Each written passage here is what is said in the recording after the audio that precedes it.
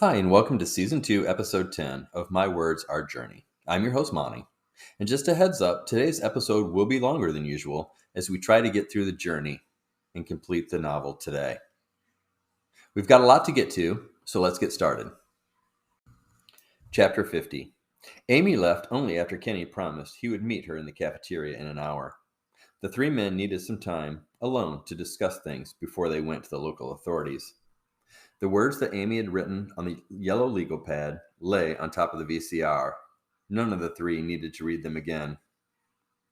Go back and continue on until this blows over, Madison.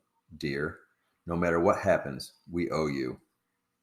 Amy had been able to only glean these 18 words from the 5-minute video footage because of camera angles and body positioning. Leonard had hoped for the best and received much less than that. He knew Kenny and Sean already had the ladies caught, convicted, and imprisoned. Leonard, on the other hand, just held out for any other option. Is there any way we could be reading this wrong, fellas? He was hoping they might brainstorm and come up with anything other than a woman's murder club. Sean waited to see if Kenny would speak, and when he didn't, Sean took the opportunity to give his strong opinion. I think we have a group of women gathered together that have all lost their husbands to a so-called serial killer, minus Madison, whose husband is still missing after brutally attacking her. I think somehow these women are all connected to the murders in ways other than the grieving widows. And I think we need to figure out how we can come up with more evidence before we go to the police. What we have is circumstantial at best. Kenny nodded in agreement without looking directly at Sean or Leonard. He could not have said it better himself. Leonard stood and looked towards the far corner of the room. I need to take a walk. I'll be back in a few hours. Leonard left, knowing exactly where he was headed. The two men he left behind knew as well. He's going to the closest bar, isn't he? Sean did not need to hear the answer to know it was true. But as Kenny stood and stretched his arms above his head, he mumbled, I probably would be too, if not for meeting Amy. Can I get you anything when I come back? Jill is bringing me Chinese from across the street. Thanks for the offer. Go enjoy your coffee. Sean smiled from ear to ear as Kenny opened the door to leave. It was good to see him doing so much better. Yeah, you don't look bad for a dead guy. Kenny let the door close before Sean could have any kind of a comeback. As Kenny walked away from room 505, he wondered how long they'd be able to keep the secret of Sean being alive from the members of the hospital staff. He knew at some point somebody would talk to the press, or someone in their family or friends. Unfortunately for Leonard, it really didn't matter. Kenny was under the same impression as Sean. Follow this group of women and find the killer. Leonard was on his second drink when his cell phone began to vibrate in his pocket. It was a number he didn't recognize, and he was in no mood for bad news, so he sipped his drink and waited for it to stop.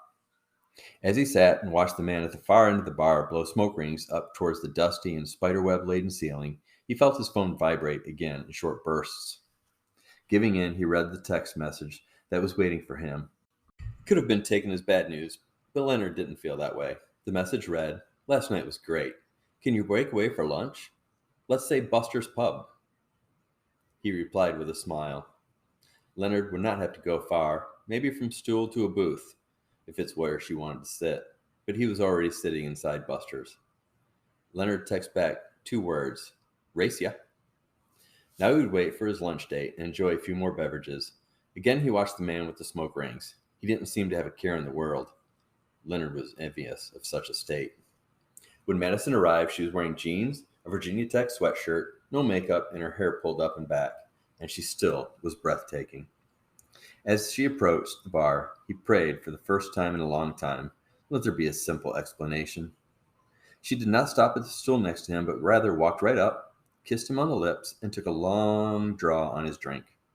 Leonard could feel the eyes upon him. Why wouldn't there be?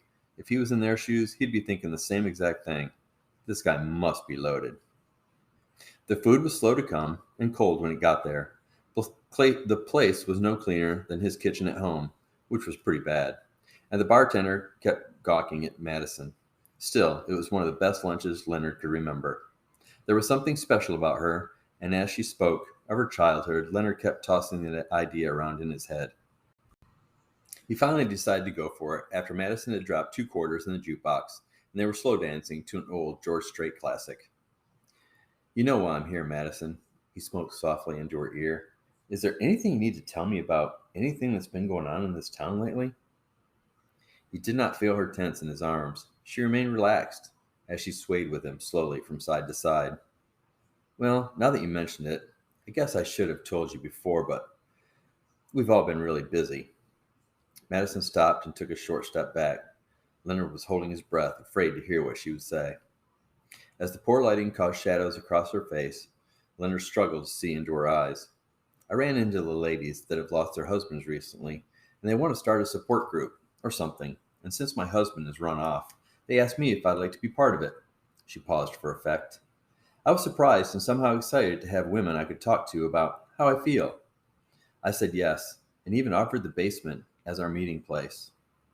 Leonard tried to read her, moving in even closer, wanting to believe her, but knowing he would have to convince Kenny and Sean. I hope I haven't done anything wrong, or anything to upset you. Madison moved back into his arms.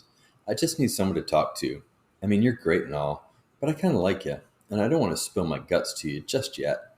And Sis has her own set of problems and all. Now he could see into her striking brown eyes as she looked up. I hope you understand. And he did. There was a time in his life he needed someone to talk to, and there had been no one there. He did not wish the same for Madison. I think it's a wonderful idea. Chapter 51. It had been 3 weeks, and there was still no progress. Sean had been moved from the hospital to a suite in the local hotel in the dark of night and under Kenny's name. Kenny and Leonard had gone home for a long weekend to take care of things, and then each promised to return in a few days. Sean was trapped. Jill had gone home to return to work and take care of things there. There was no reason for her to stay. Sean was nearly fully recovered, other than the occasional headache, and he knew his wife. She needed to stay busy. The doctors were astonished by how his body had bounced back. The so-called experts had prepared Jill and Sean for a lengthy and trying recovery period. Both had said they were prepared for it, and now, thank God, they would not have to find out if either was lying. Hunched over the stack of newspapers and files on the hotel desk, Sean thought about taking a break and renting a pay-per-view movie or something to take his mind off things. Leonard had tried to convince them that the video and phrases were innocent enough, and he may have done a fairly good job on Kenny, but not on Sean. He was convinced they were involved to some degree. The pieces just did not fit, however. In each case, the women had never filed a police report against their spouse. None had come into large insurance policies, and as far as Sean could find, none of them had boyfriends on the side. He was drawing a blank. Maybe the new Spider-Man movie was available. About to swivel the chair towards the television with the remote in hand, something caught his attention. It was an article Sean had read earlier and had nearly forgotten until now. Reading it again, he felt the same sensation he could not explain to others, the same one that had turned him onto Miles Humphrey's G6 purchase. He needed to speak with the detective that had interviewed the old woman who watched as her grandson was murdered. Now. Madison was taking care to make sure her home was not being watched. Leonard had said he was going home to take care of a few things, a few loose ends, I think she had said, and then he would return, and she believed him. Still, she could not be too cautious. Madison knew the police would not tip their hand until they had enough evidence to take her to trial, if they were onto her. This realization came thanks to shows like Law and Order. She had grown, in a short time, to have feelings for Leonard, but her vow to never let a man control her life or feelings again was still intact. After spinning her lie to Leonard, Madison felt sure he believed her and waited only a short time before calling Megan from a payphone just outside the ladies' room at the truck stop where they had first met. At first, her friend had been reluctant to talk until she heard Madison out. Then a sense of wondrous relief came right through the telephone line. At 10 minutes till 3, on a cold but clear Saturday afternoon, the women held their first meeting. In the basement of her sister's home, Madison hosted her friends with wine, cheese, crackers, and a tray of chicken and cheese quesadillas she had bought from the market. It felt weird at first for the group to be together. That changed after the first glasses of wine were emptied and refilled. Madison played music on the disc player that was mounted to the wall and which connected to speakers in all four corners of the large room. Her brother-in-law liked music, and he liked it loud. This had been Megan's suggestion. That way, if by chance the room was bugged, they would have a difficult time, if not impossible time, recording their conversations. Smart, if you ask Madison. The group met for 2.5 hours and decided to meet again the following Saturday at the same time. This time, however, everyone would bring a snack food or finger food, and Sharon offered to supply the wine. That was good for Madison because while she still had money, she had to watch every penny. As the last car pulled out of the driveway, Madison watched while leaning against the flagpole. Had they really gotten away with murder? And when would Leonard and Kenny give up the hunt? And when that did happen, would she ever see Leonard again? All good questions with no solid answers, she decided. As Madison returned to tidy up, 3 blocks away, the unmarked cars fell into place, each following their specific target out of the middle-class subdivision. Chapter 52. Sean did not have to wait long for a return call from Detective Rob Carrier. The man sounded young, eager, and willing to go the extra mile to impress Sean. So he did what any good lawman would do. He asked the detective to gather up any information regarding the case and head over to his hotel room. Kenny called shortly after Sean hung up with Carrier, saying he was back in town. Neither man had heard from Leonard, and Sean was thankful. He felt less than comfortable asking the detective the questions he wanted to ask in front of him. Leonard knew the women were being followed, but he had disagreed with Kenny and Sean's assessment. He refused to consider that his judgment had been clouded by his feelings for one of the suspects. In the end, both would do what they felt was right. He also knew the pair had tried to get warrants for wiretaps and home searches, but they had been turned down because of lack of evidence. Sean would do everything he could to keep Leonard in the loop, but he would not stop until he solved this case and punished those that perpetrated these awful crimes. In the end, he knew Leonard would understand and hoped that he would respect that. While Kenny was finishing his story about the 300-pound man that sat beside him the whole flight back, a loud rap at the door startled both men. Sean motioned he would answer it. When Carrier walked through the doorway, both were surprised at just how young he looked. Kenny would have guessed he was a sophomore on the high school basketball team, lean with a full head of hair, the color of coal. "I got here as fast as I could, detectives," he stated apologetically as he shook hands with the two men. The way he was heavy breathing, Kenny figured he had run from the parking lot to the room. "I followed the Defender of Children case closely. I was so glad to see that you guys came out at the end, as I'm sure both of you were." Carrier removed his jacket and began laying his work out on the corner of the desk that was not being used. "Here's everything I thought you may need."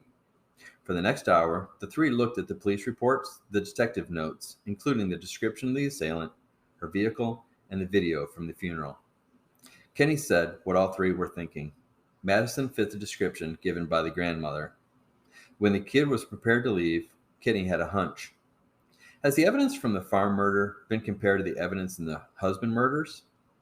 No, different counties. No reason to think they were related, he said out loud. Until now, Sean chimed in. "Could you get on this ASAP? Also, we need to go see the woman. We need a good picture of Madison and her car." Kenny kept the thought process going. "I'm on to it, guys. But while I'm doing that, what will you two be up to?" Carrier half smiled when he said it, but Sean knew he was curious as well.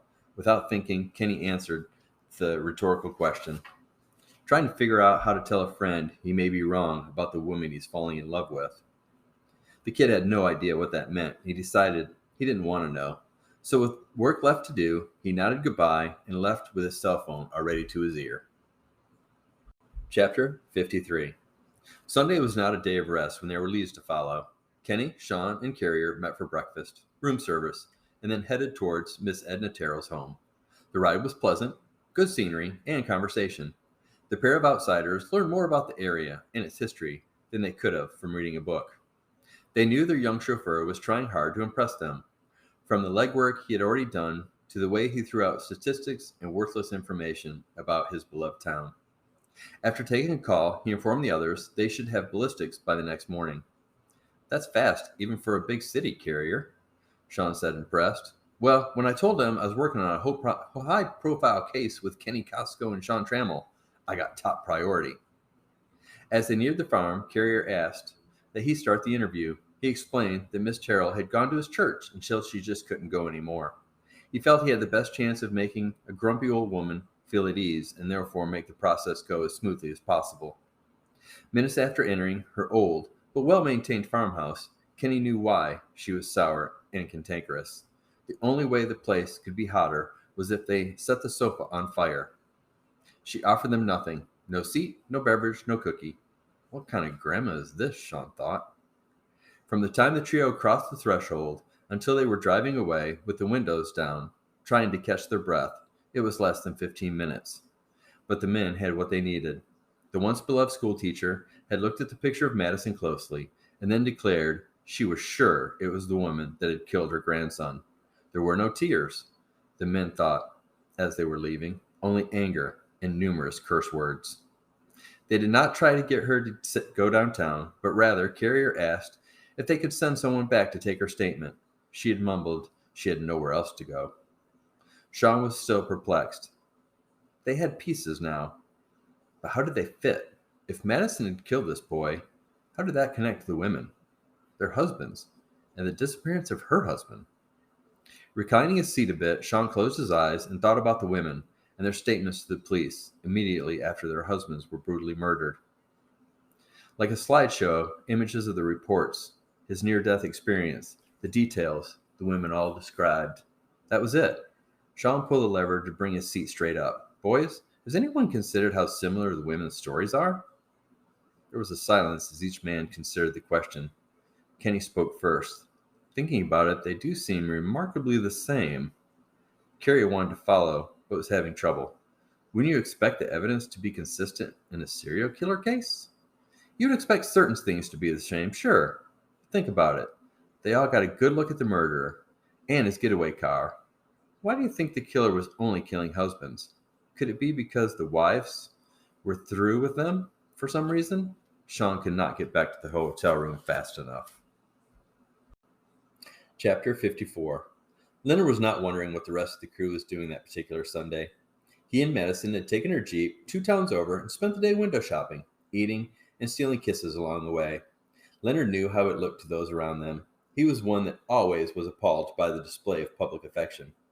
Somehow, when you're one of the participating, it's different. He was not getting any younger, and he had no idea how this would turn out, but he was not going to miss this moment. Can we dive in here and grab a bag of their hard candy? It's the best, and the kids will never forgive me if they find out I was here and didn't bring some home. Madison was such a good person. Leonard could not see how a man could have hit her, ever. Anything for the kids, Leonard replied.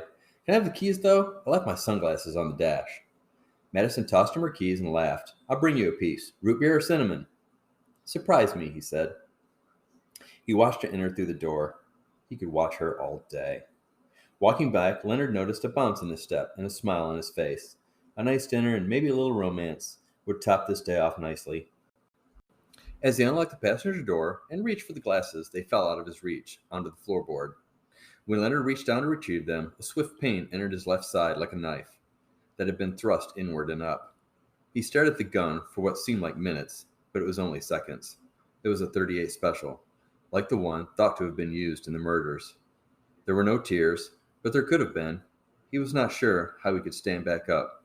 It was as if his bones had been replaced with water. Could Sean have been right? Was this just for protection from her husband? There was no time to linger. He needed to get back to her. As he relocked the door, he reached for his phone and forced himself to make the call. Ken, don't ask questions. Just listen for a minute. We'll be back in town in a few hours, coming in from the south on Highway 92. Have the locals find a reason to pull us over and search the car. I'll leave that up to you. He didn't wait for a reply. He knew Kenny and Sean would make it happen. And that they did. Before they placed the call to the local authorities, the 3 men discussed how best to handle the situation and had come up with what they considered a pretty good plan on short notice. What do you think's going on? Carrier asked, like the others may have some kind of magical insight. We can guess, or we can wait and see what Leonard is up to. And I've never been a good guesser, Kenny answered. That's what he said. But he wondered too. He also hoped his friend was okay. Both had agreed on pizza and beer for dinner. Madison knew a place that would not be too crowded and would still be pretty good. Leonard put up the best front he could, But he thought Madison could notice a difference. He wanted this day to be over. He wanted the beer he was sipping, but he would rather be drinking alone. His thoughts were all over the place. He wondered how each would handle the pullover.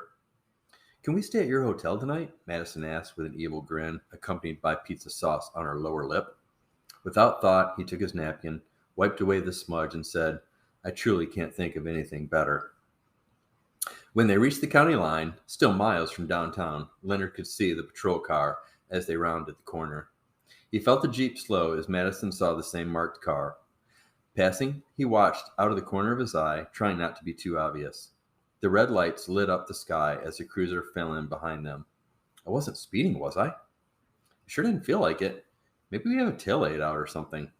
Well, I'm glad I have a big city detective with me right now, she smiled, downshifted, and pulled to the side of the road onto the gravel and parked. There were two of them, one approaching on each side, slowly, with their hands positioned close to their sidearms. Madison had her window down when the officer approached. Was I speeding, officer? No, miss. Can I see your driver's license and registration, please? When she complied with their request, he asked them both to stay inside the automobile until he returned. Leonard noticed, as did Madison, that the second officer did not move from the passenger's side, 3 feet back from the side mirror. When the officer returned, he asked the two to exit the vehicle slowly. Can I ask what this is about? Leonard, can they make us do this? Let's just get this over with so we can be on our way, Leonard spoke, as he released his seatbelt and opened the car door. When outside, into the cool air, Leonard and Madison were asked to put their hands on the side of the Jeep, where each were searched. Leonard wondered if Madison would notice they passed over his weapon. What could we possibly have done? For heaven's sake, Leonard. Leonard is a detective. Please move off to the side and wait while I search the vehicle. Search the vehicle? Are you crazy? We weren't even speeding. Madison was now shouting and beginning to cry, pacing like a caged cat. We are looking for a suspect in a vehicle that fit your description. Please let me do my job, Miss Carver. Suspect? Suspect for what? She had to be restrained by the second officer, who never spoke a word. Leonard could only watch. His heart was breaking, and he wanted to help her, to hold her. He simply could not. It took no time for the officer to find the revolver. Who does this belong to? All stared at the weapon. I've never seen it before, officer, Leonard stated bluntly. It's mine. I have a husband that would like to hit me, and he's somewhere out there. You guys haven't been able to catch him, so I need to protect myself, she screamed like the men were across a football field. I have the registration if you'd like for me to get it out of my purse, Madison stated a little more calmly. I'm not a bad person, just a woman trying to take care of herself. She began to sob as the police officer motioned for her to retrieve her purse that was now sitting on the driver's seat. Chapter 55. Madison could not believe they had not checked her purse. When they had found the gun beneath the seat, they had stopped looking. It was a mistake that surprised her, but reconfirmed her notion that she was not meant to be caught yet. With her mind running at a pace that 10 minutes prior would have seemed impossible, Madison did the only thing that felt right at the moment. With speed and determination, she pulled the small weapon from her purse and wheeled around towards the officer closest to her. Instantly, she could see the realization he had made a mistake, and while she knew his partner had drawn his revolver, Madison did not take her eyes off her target. Don't shoot. I'll take him with me. I swear I will.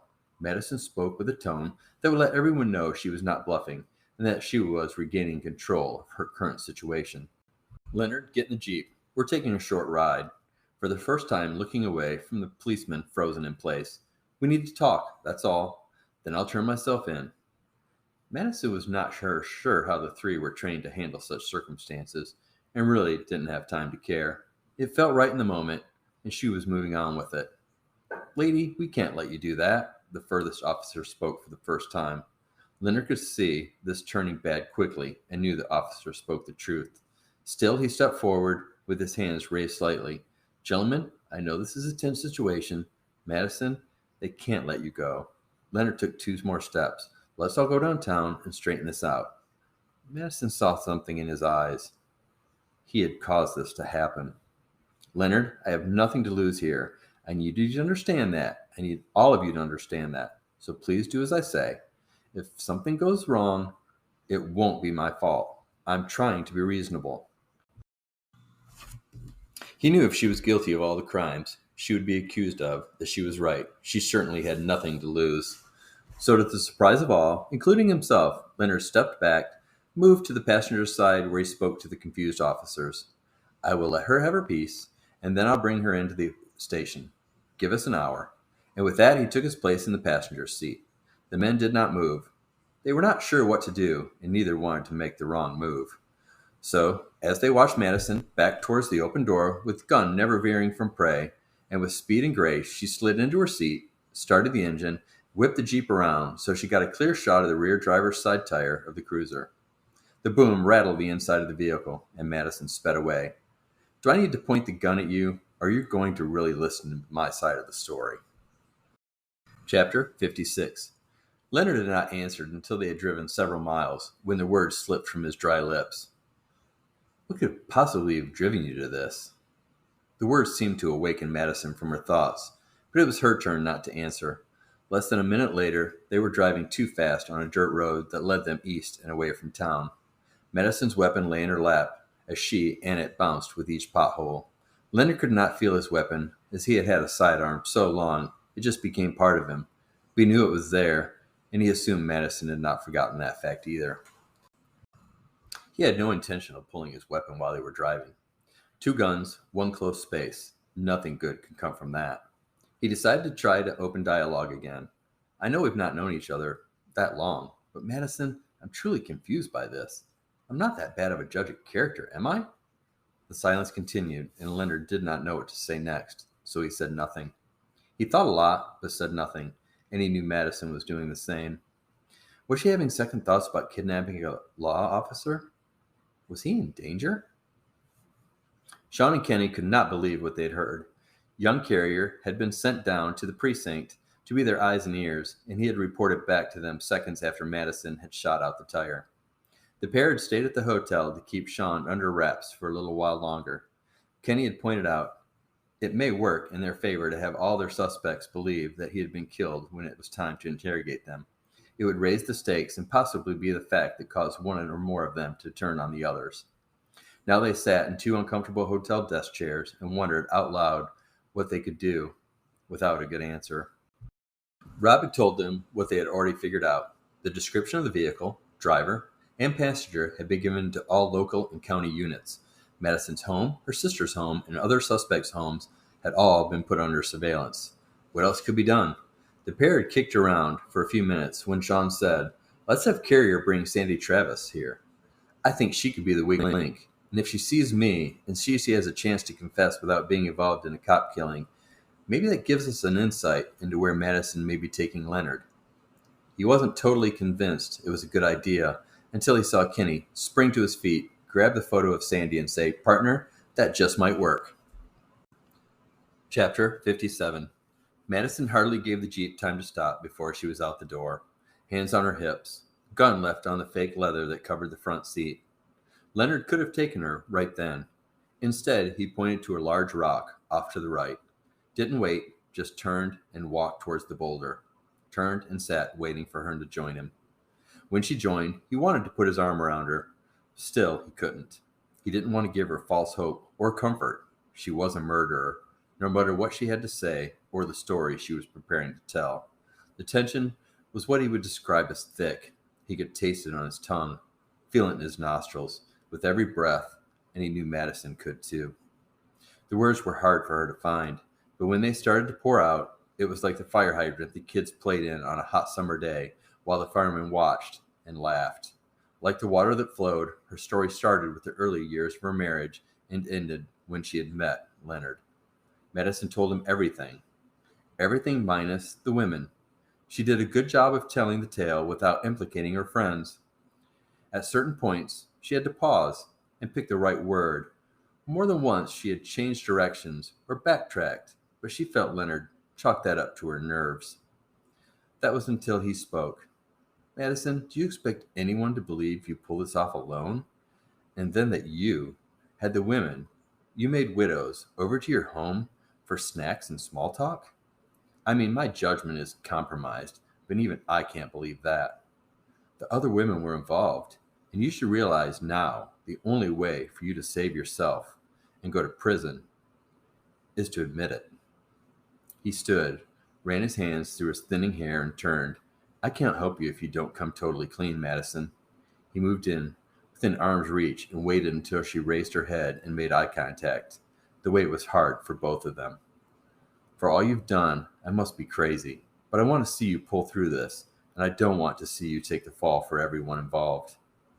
Leonard realized he had begun to pace. There's no option for you other than to go with me now to the police station and turn yourself in. He moved in close, bent down to her. Madison, I'll help you the best I can, but I need you to be honest with me and with the police. Madison stood, not looking into his eyes, and started to walk away slowly. Leonard, I wish you could believe me when I tell you three things. One, I never wanted any of this to happen. Two, I never meant to hurt you. And three, I will turn myself in, just not right now. And with that, she turned and quickly made her way to the Jeep. Leonard was stunned for a moment. She thought he would just let her drive off. Now, with his gun drawn, he yelled at her as he rose and started towards her. Madison, this is not how this works. I cannot let you drive away. We have to go in. I have no choice. It was as if she had not heard him. Her pace did not falter as she reached the driver's side, opened the door, and quickly got the vehicle in motion. Leonard took aim and fired towards the back passenger's side tire, missing by a good 3 feet. His heart had not been in the shot, but he wouldn't be telling a complete lie when he told the others he had tried to stop her. Reaching for his cell phone, he dialed Kenny's number. Madison did not have a plan. She only knew it had not been time to go with Leonard. As the Jeep rambled down the road, her thoughts were on his words. Could she pull this off without implicating the others? If the others were to be caught, the police would have to do it on their own. Madison had known all along this is how this could play out. What she did not know was how hard it would be. Part of her wanted to go with Leonard and just be done with the whole thing, but the stronger part of her wanted to take care of one thing before she made her way downtown. As she rounded the corner, Madison could hardly see where the barn had stood. Putting the car into park, she ran her trembling hand through her hair. The realization that her husband, the man she had promised to love and cherish, a human being, one of God's creatures, even with his many faults, was buried somewhere below the mounds of dirt that had been moved to form trails and hills for the local four-wheeler crowd. The tears would not stop. At first, Madison was not sure if they were tears for her or her dead husband, or the others that she had killed, or merely for the fact that it was nearly over. With all mental strength left, she decided it didn't matter. She couldn't stop the tears even if she wanted to. When finished, Madison replayed all the events that had led her to this place, stopped on certain aspects, reflected on how they could have done things differently. It was amazing, but until this point, she had not really considered the men that they had killed as human beings. Other than the detective, they had been in the wrong place. He had been in the wrong place at the wrong time. Because of their transgressions, the group had decided their victims' punishments. Now, as she sat alone with the silence of her guilt and shame, Madison wondered, how would she be judged for all her crimes that she had committed? Would anyone understand? It had taken a while for Kenny to find Leonard, even though he had begun to walk towards the main road. There was little conversation until they reached the hotel parking lot. Kenny told Leonard that Sean was probably finishing up talking to Sandy Travis. He had not needed to explain what they were trying to accomplish, but he had. Leonard figured it was his way of breaking the silence without asking questions about how he had let the killer get away. Leonard was okay with that. When the elevator door opened, Sandy was standing alone in the center of the small space. Her face was puffy and red, her eyes the same. There was no acknowledgement of the two men as she slipped between them. Kenny had made the call to her home and asked for the meeting. He had also picked her up and brought her to the hotel, where he had told her that they had set up a command center in one of the suites upstairs. When they had entered the room and she looked at Sean, the crying had started. From the woman's face, Kenny could only figure it had not stopped since he had left. Sandy, do you need a ride home? Kenny asked politely. She never looked up, just whispered, no, and continued on her way. She would not use her cell phone or home phone to warn the others. Instead, she would be placing a classified for tomorrow's morning paper.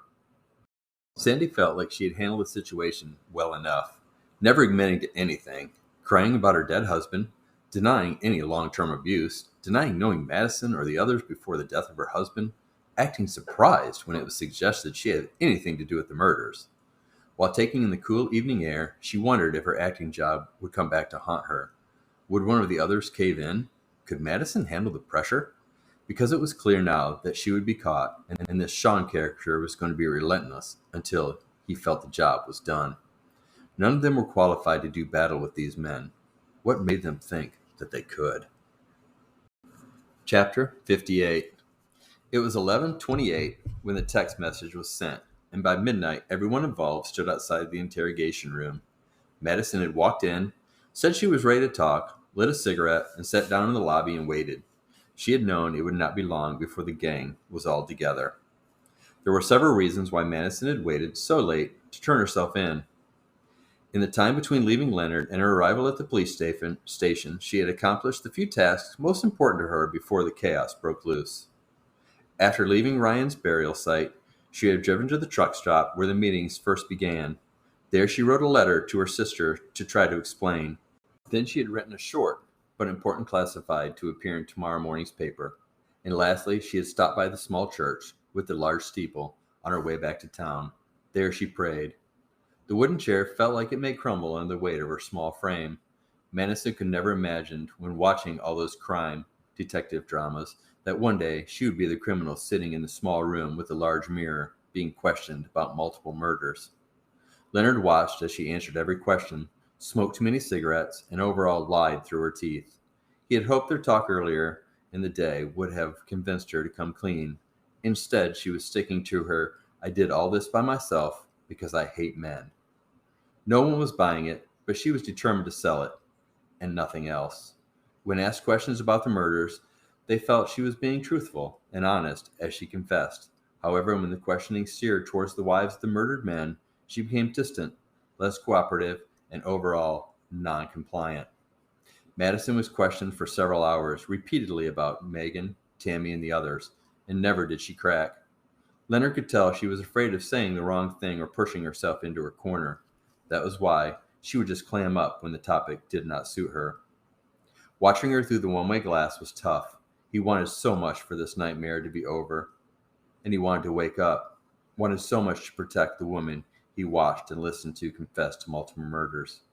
She had no idea what was in store. No idea the district attorney had already started making the necessary calls in regards to making this a death penalty case. Leonard had told her he would do all he could, and he meant that, right up until when she drove away and left him in the field. Now his plan was to leave the next day. There was nothing more for him to do here. Madison was crying now, he noticed as his attention turned back to the interrogation room. One of the two local cops was drilling her with question after question about how she had picked her victims. How had she gotten her husband to the barn? Why had she shot Megan? He knew she was in for many hours of the same thing. The feds would be along in the morning, and if she thought these two were tough, she was in for a rude awakening. Chapter 59. 7 weeks later, Leonard was sitting at his desk.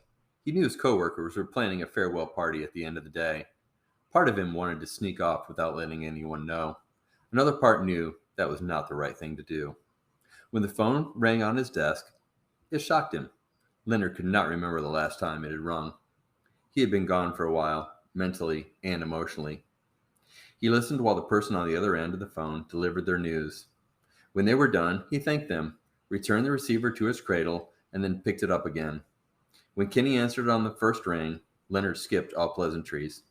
"Madison is pregnant, and she says it's mine." When the paternity results were confirmed and Leonard was dealt what fate had done to him, he knew what he must do. After what he had been through, it felt right somehow. So, as Leonard dialed the number, he prayed she would say yes. She answered on the third ring. His only words were, "Jill, I have a favor to ask of you." Each man had returned to their day-to-day lives after it was proven that the gun found in Madison's car was the same used in each of the husband murders, the attempt on Sean, and the death of the young man. They had done their part and left the rest to the local authorities. Each had been getting updates, when there were any. It was unfortunate, but there was still not enough evidence to arrest the other women in the scheme. Each had been questioned for hours. Each had had their homes searched, friends and family spoken with, and nothing. It was not enough that everyone on the case knew the women who worked in unison commit their crimes. There was no physical evidence to implicate them. Madison had been convicted by a jury in less than 40 minutes and only 4 months after being stopped by police. She was now waiting for her attorneys to file all the necessary paperwork that was not standard after a death sentence. Madison was pushing for her sentence to be carried out 1 week after she gave birth to the baby. From what Leonard read, it was uncommon, but perfectly within her rights to do so. He could only guess the guilt of what she had done had finally caught up with her. Leonard had not been surprised when he heard the verdict. He would have been astonished if it had come down any other way. Her confession and plea for lenience had done nothing to help her with a jury of her peers. He, Sean, and Kenny had done their parts to help the prosecution, but had only flown in and out of town as necessary. None wanted to be a distraction or part of the chaos. Even with the trio's limited visibility, the trial had been a circus. It was a big deal in a small town. Throughout the trial, the widows sat far apart, not speaking to the media, avoiding eye contact with each other, and cringing every time the topic of accomplices was mentioned. But at the end of the day, each went home to a new life that was afforded them by Madison, and none would forget that. 9 months, 1 week, and 3 days after Madison Carver was arrested, she was scheduled to lose her life. The decision for Leonard was easy. He could not, even for a nanosecond, consider being there for the event. He would never ask Kenny or Sean anything about the day, or the events that took place, or even any final words she may have spoken. Leonard's heart broke that day, and while there are songs that talk of hearts that will never love again, his had learned to love again rather quickly. Her name was Priscilla Meredith Trammell, and she was his daughter, adopted by Jill and Sean. And as Leonard held her while Jill fixed a bottle, he looked down into her hazel eyes. She would have a good life, which was a promise he had given to her the day the three had picked her up from the hospital. Sean and Jill would make great parents. The couple was willing to open their hearts and home to the baby of the woman that had tried and nearly succeeded in killing Sean, and for that Leonard was grateful. The paperwork had been simple and straightforward. The nursery had been put together in a day and a half, and it was beautiful and pink and full of stuffed animals and dolls, and Sean and Leonard loved it. He stared into her eyes and could see her mother, not the murdering mother that she would never know, but the warm and funny woman Leonard had grown so fond of in such a short time. With the hand that was not cradling Priscilla's tiny head, he reached into the pocket of his sport coat and removed the article he had promised himself he would read on this day. It read, "Dear Editor, my name is Madison Carver, and these are my final words. I will never understand why I was meant to be with a man that abused me physically and mentally. Women beware, if he hits you once, it only gets easier with time. It did for my husband, and it will for yours. It is not an excuse, but a plea to those that are out there. Look the other way and assume it will be okay. When a man takes away your friends and family, you have nowhere to turn, no one to care. And after his last attack, I decided to take matters into my own hands. But somewhere I snapped and thought all men were evil. That is why I did what I did. The details do not matter, and I will carry them to my grave. But know this, if those abused are continually ignored by those around them, eventually something bad will happen. To the women that lost their husbands, I am truly sorry for your losses. To the last man I hurt, if I'd only met you first. And to the baby I will never know, be wiser than your mother was." Leonard folded the paper the best he could without disturbing the little one, replacing it in his breast pocket. He was not sure why he was crying. So many reasons to choose from. Not worried he might get caught by Jill, he needed to cry, to release what he'd been holding on to really ever since his daughter had passed away. Sean and Jill were right for Priscilla, and he would always do what was right for her. Epilogue. Tammy. 2 weeks after the trial, Tammy had her home on the market. 3 weeks later, she accepted the first offer that had come her way, $10,000 less than she was originally asking and more than she had hoped for. The following weekend, she had a lawn sale to end all lawn sales. from the salt and pepper shakers to the 2 cars in the garage. By the end of the day, she had sold everything she could sell and given the rest away. Tammy had never worked so hard in her life. She knew as soon as Madison had been captured that she would not stay in town. So Tammy changed back to her maiden name, rented a small 2-room apartment in a community much smaller, 2 states removed from Virginia, and started over. Tammy became involved in the Methodist Church only 1 block from her modest living quarters and spent most of her time there. She also volunteered at the animal shelter that was 6 blocks away and worked 18 hours a week at the local general store to help supplement her income. Tammy transformed herself and found peace within her new world, a world where she stayed busy helping others, focusing on what she could do, not what she had done. And for her, it worked. Sharon. Unlike Tammy, Sharon could not move past what she'd been part of. Sharon could not close her eyes without seeing Kevin. Sleep only came when she took 2 of the small yellowish pills that her doctor had reluctantly prescribed with a glass of milk. Sleep that came with a cost, one nightmare that could only take on different forms, but always ended with her dead husband's apology and subsequent death. On the 3rd anniversary of Kevin's murder, Tammy placed 3 pills that were slightly past due in the mailbox, cleaned the house from top to bottom, and then took the last sleeping pills along with 3 consecutive shots of cheap tequila she had purchased the week before. Sharon was found 2 days later, her body curled up in the fetal position in the center of the living room floor. A picture of herself and her former husband on their wedding day lay close by. Sandy was the only one of the group that remarried. Within 4 months of Fred's passing, she was chatting with an old friend from high school who had found her on the internet. 2 weeks and 5 days short of the anniversary, Sandy was married to the junior high math and gym teacher. He was good to her, listened to her, didn't drink, was responsible with money, and liked to see her happy. And none of these qualities reminded her of Fred she had known in the end. While she recognized they may be caught someday, or that sometimes she knew others were whispering about her past, Sandy was determined to live the life she was meant to live. For 3 years and 28 days, Sandy lived a happy married life. That was the day she found out from a local reporter that her beloved husband had been accused of molesting 4 young boys over the course of his teaching career. Sandy stood by his side while they depleted their small savings trying to defend the allegations. In the end, however, a jury took only a short time to come back with a guilty verdict on all counts. Sandy had held on to hope, but she could not have been surprised.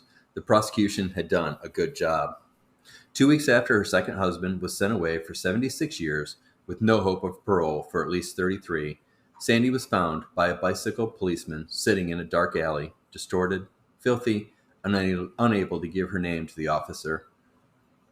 Sandy still remains at County Psychological Facility, 45 minutes from where she once lived with Fred. If asked, the staff would tell you 2 things about their long-term patient in room 177. She's had no visitors during her lengthy stay, and something snapped inside her mind, leaving her adrift. Megan. Megan and her kids had done well since the death of Stuart. The children's grades had improved, each had become involved in after-school activities, and each had come out of their shells. Their mother had evolved as well. Megan had started writing a self-help book shortly after the plan had been put in place. It had been started as a distraction to everything else that was going on in her life, and it ended with a product she was proud of. The book was picked up by a mid-scale publishing firm out of Chicago under the author's name, Madison Gardner, with the title of Fighting Back Without Fighting, Handling Your Abusive Spouse Without Aggression. Filled with dribble such as, when you can tell your spouse is beginning to get annoyed, light a candle. Megan was never really comfortable with letting anyone know she was the author. She was fine spending the modest deposits that were directly put into an account that she had set up through her bank with the help of her publisher. Megan was surprised to find many authors use an alias. It had not been a strange request at all. For Megan and her family, Madison had been a godsend. The children knew nothing of what had taken place, and Megan had gradually pushed all former memories somewhere deep and locked up tight. Thoughts of Stuart, Madison and the others were rare, if not totally extinct, replaced with being a perfect mom and working to create a follow up to her book. She had been kicking around the ideas of something along the lines of cooking for the angry husband. And with that, season two and our journey ends. Again, sorry for the long episode, but I hope you enjoyed it. And thank you all so much for taking time out of your busy lives to join me for each episode. Stay tuned for season three, coming in the not so distant future.